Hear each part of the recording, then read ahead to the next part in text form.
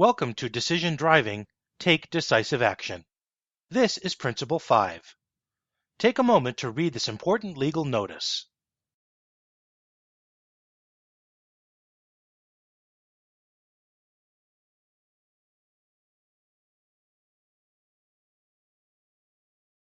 This module is the fifth and final principle for decision driving. We'll be bringing all the principles together so you see the entire process working collectively. Using the process allows you to reduce your risk of a crash by monitoring your own driving and that of others. Take decisive action involves making decisions based on your skill, knowledge, and experience. Drivers need to take action to avoid conflicts or collisions with other vehicles when conditions change or hazards suddenly present themselves. This also involves being aware of what goes on around you by avoiding distractions. As you see in the video, the driver with the left turn arrow saw the vehicle movement when the other driver started to run the red light and stopped before a collision occurred. This driver sized up the whole scene, had an escape route, and took decisive action. The reason a driver would move through a red light could be due to a distraction, from fatigue, possibly impairment, or something else. Texting or calling may feel safe at a red light, but doing this causes a driver to lose situational awareness, and that could have happened here. Let's listen while Kate reviews some good pointers for decision driving. There are many decisions you make when driving. This process starts before you drive and the decisions you make. These decisions include not driving when fatigued or impaired, only using a vehicle in roadworthy condition for the trip. Plan the best route for your trip, taking into consideration weather, traffic, and other situations like construction. Take care of work or personal business to reduce the temptation to use a phone for calls or text when driving. Move phones out of reach and put them in silent mode so you are not tempted to use them, look at incoming messages, or respond to calls or messages. Secure loose items in your vehicle. Check lights, wipers, windows, tires, mirrors, and other essential vehicle components. Use a seat belt and require everyone in the vehicle to use them too. In addition to the decisions you make before you begin the journey, you will make many decisions every minute when driving. Drivers make decisions to communicate early and often. This involves using your lights, turn signals, vehicle positioning, and being predictable to other drivers. Position your vehicle appropriately. Positioning your vehicle is much easier when you have an expanded look-ahead capacity and are prepared for turns, exits, and merging traffic. Look well ahead of where you are. Looking well ahead of where you are helps you avoid quick maneuvers other drivers may not be expecting. Always have an escape route. Having an escape route prepares you for the split-second decisions you will need to make when other drivers change lanes, turn, or stop unexpectedly.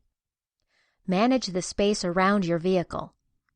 Managing space is about leaving room around other vehicles and adjusting how you drive based on road, weather, and visibility. Give way to stay safe. A decision driver also stays alert and is prepared to yield to others to avoid hazardous situations, which can lead to crashes or sudden maneuvers or sudden stops that other drivers may not be expecting.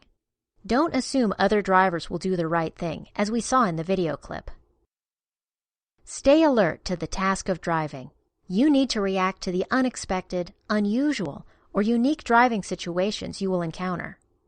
Distractions can kill you, and staying alert is about making sure you and others get home safe. Marcus is going to take us through a real-life example.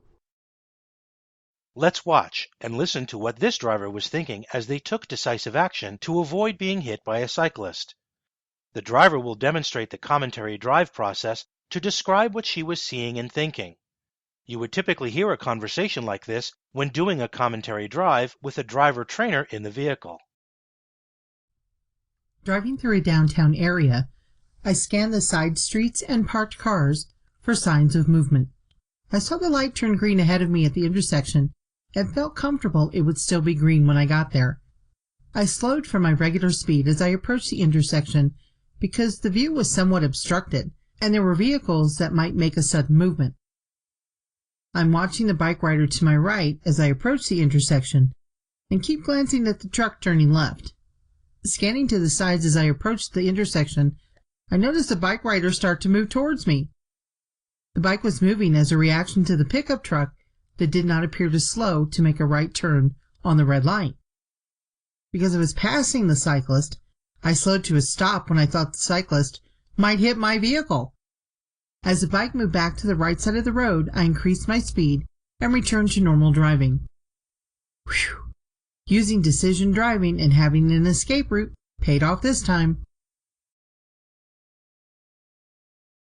To show you what was going on in the video, we have a still picture of the scene.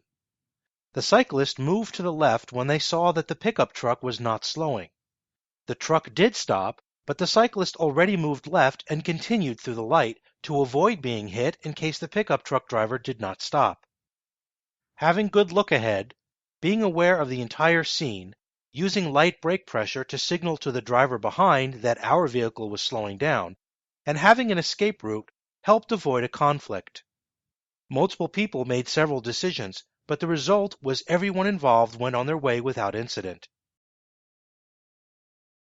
Using decision driving has many advantages. These include better fuel mileage from smoother driving, lower maintenance costs from not driving aggressively, less fatigue and stress from maintaining space and not having close encounters with other vehicles, the feeling you are doing your part to keep the roads safe. But the most important thing is you and others getting back home safely.